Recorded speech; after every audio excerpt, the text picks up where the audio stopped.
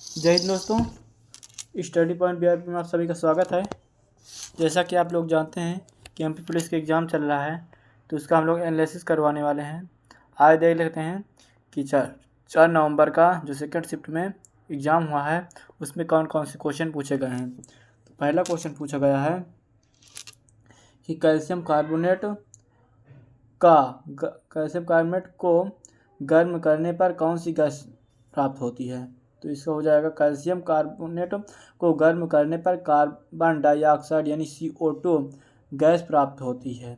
यह एक अपघटन अभिक्रिया है जिसमें कैल्शियम कार्बोनेट CaCO3 टूटकर कैल्शियम ऑक्साइड CaO और कार्बन डाइऑक्साइड CO2 बनाता है। ठीक, अगला क्वेश्चन पूछा गया था दूसरा नंबर कि भ्रूण के निषेचन का समय कितना होता है।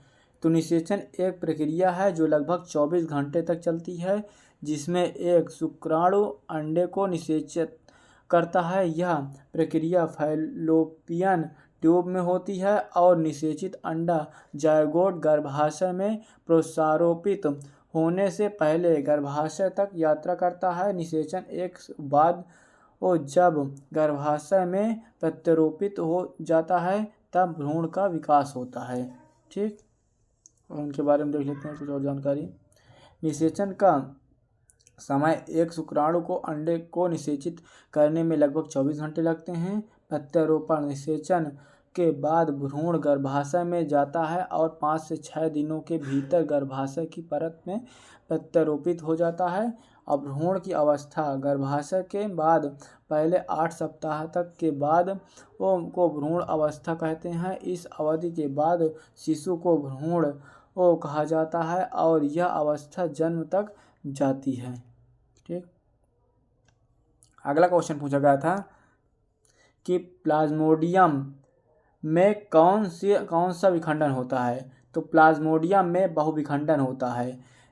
ठीक, जिसमें एक जनक कोशिका विभाजित होकर कई संतति कोशिकाओं का निर्माण करती हैं। यह प्रक्रिया तब होती है जब प्लाज्मोडियम लाल रक्त कोशिकाओं में के भीतर कई नाभिक बनाता है और फिर इन नाभिकों के चारों ओर कोशिका झिल्ली विकसित होती हैं, जिससे मेरोजोट्स नामक कई नई कोशिकाएं बनाती हैं। ठीक,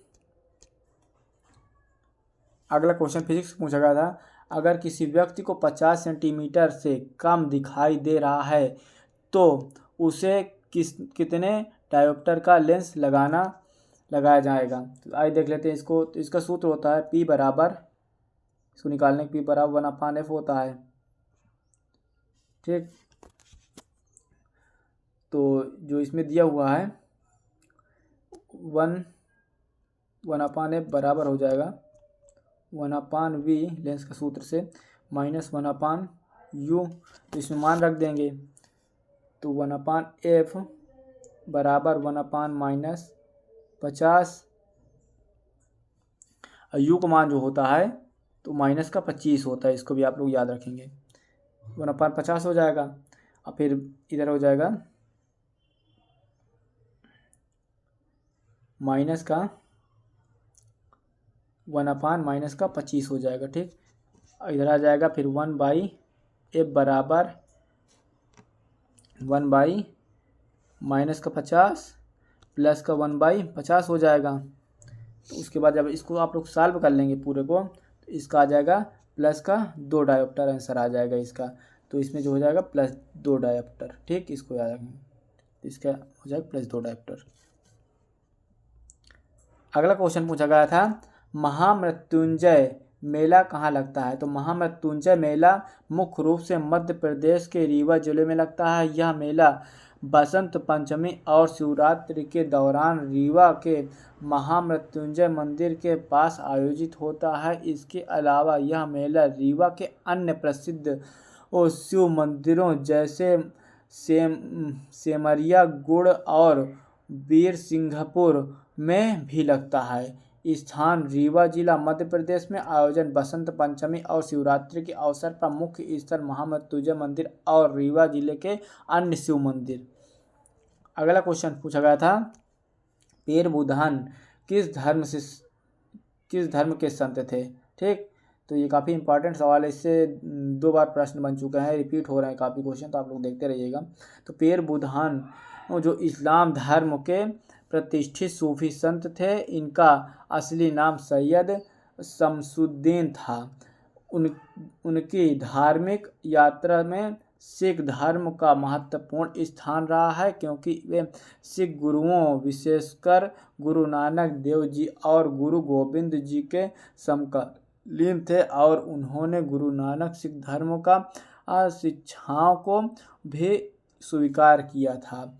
वह सिख, मुस्लिम और हिंदू सभी समुदायों द्वारा समान रूप से पूजनीय है। मध्य प्रदेश के शिवपुरी जिले के समवारा क्षेत्र में मुस्लिम संत पीर बुधान की दरगाह पर एक साल अगस्त और सितंबर महीने में एक बड़ा मेला आयोजित किया जाता है। ठीक, अगला क्वेश्चन पूछा गया था 5 नंबर, कि राष्ट्रपति का कार्यकाल कितने वर्ष का होता है। तो भारत के राष्ट्रपति का कार्यकाल 5 वर्ष का होता है। यह कार्यकाल राष्ट्रपति के पदभार ग्रहण करने के तारीख से शुरू होता है। हालांकि कार्यकाल समाप्त होने के बाद भी वे तब तक पद पर बने रहते हैं जब तक कि उनका उत्तराधिकारी अपना पदभार ग्रहण नहीं कर लेता है। तो इसकी अवधि होती है 5 वर्ष, शुरुआत पदभार ग्रहण करने की तिथि तक।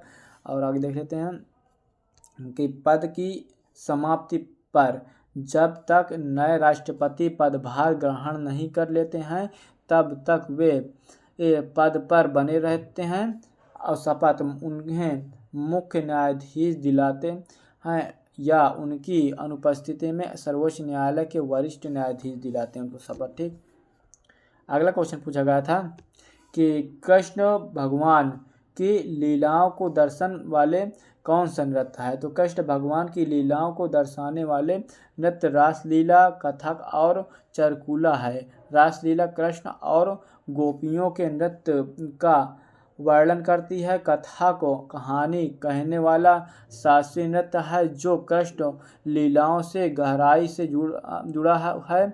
और चरकुला ब्रज के क्षेत्र का लोक नृत्य है जो कृष्ण की कहानियों को दर्शाता है। रासलीला यह नृत्य कृष्ण और गोपियों को शाश्वत प्रेम को दर्शाता है जो हिंदू शास्त्रीय में वर्णित है। यह मणिपुर का एक प्रसिद्ध लोक नृत्य और कृष्ण की विभिन्न लीलाओं जैसे कि बाल लीला और रासलीला का चित्रण करता है। कथक यह कथक नृत्य कथा या कहानी से उत्पन्न हुई है। अपने प्रारंभिक दौरान में कृष्ण कथाओं के गहराई से जुड़ी हुई है कहानी। ठीक, और चरकुला के बारे में देखते हैं। चरकुला यह ब्रज क्षेत्र का एक लोक नृत्य है जिसमें महिलाएं अपने सिर पर तेल के दीपक रखती हैं, और यह नृत्य राधा और कृष्ण की पूजा से संबंधित है। यह नृत्य भगवान कृष्ण और उनके जीवन से जुड़ी मिथियों को दर्शाता है। ठीक, अगला क्वेश्चन पूछा गया था कि गंगा और नर्मदा नदी के जल को कौन सा पत्थर विभाजित करता है। तो गंगा और नर्मदा नदी के जल को मालवा का पठार विभाजित करता है। यह पठार इन दोनों नदी घाटियों के बीच एक जल विभाजन के रूप में कार्य करता है। मालवा का पठार देख लेते हैं। यह एक उच्च भूभाग है जो उच्च भारत में स्थित है, और यह गंगा और नर्मदा के जल क्षेत्र को अलग करता है। नदियों का प्रवाह इस पठार के कारण ही गंगा नदी का जल उत्तर और पूर्व की ओर बहता है, जबकि नर्मदा नदी का जल पश्चिम की ओर बहता है।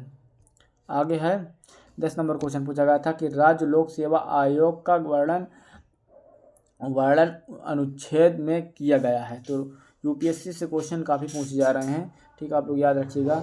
राज्य लोक सेवा आयोग का वर्णन भारतीय संविधान के अनुच्छेद 315 से 323 में किया गया है, जो कि भाग 14 के तहत है। ये अनुच्छेद आयोग की स्थापना, नियुक्ति, पदाधिकारियों और रिपोर्ट जैसी प्रावधानों से संबंधित है। अनुच्छेद 315 देख लेते हैं।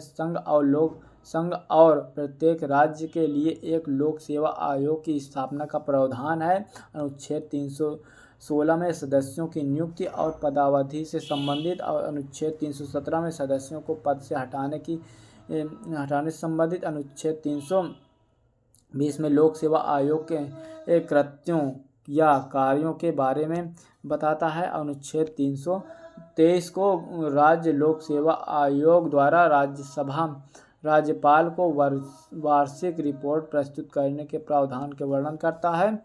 ठीक, आगे अगला क्वेश्चन पूछा गया था कि खो खो की शुरुआत किस राज्य से हुई थी। तो खो खो की शुरुआत महाराष्ट्र राज्य से हुई थी।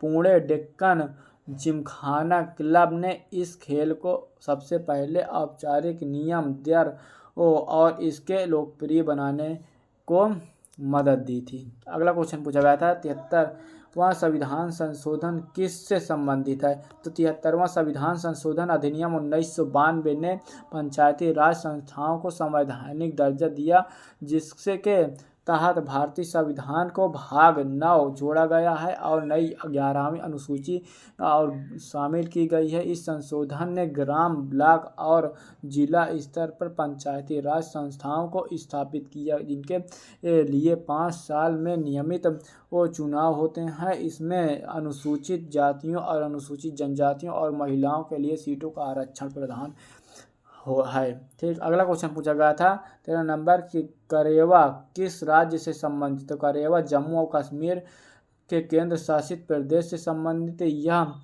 कश्मीर घाटी और जम्मू संभाग और भी भद्रवाह घाटी में पाई जाने वाली झील निचपो झील के तल छट से बनी ऊंची पठारी भूमि है, जो केसर और अन्य फलों की खेती के लिए महत्वपूर्ण। भौगोलिक विशेषता केरवा ऊंची पठारी भूमि होती है, जो झिल्ली के निक्षेपों से बनी है।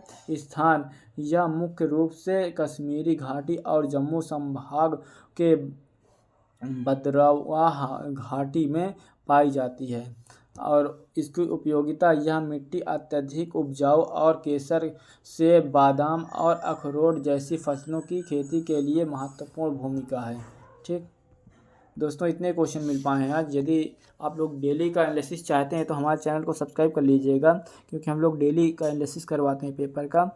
तो मिलते हैं नेक्स्ट शिफ्ट में, जब तक के लिए जय हिंद दोस्तों।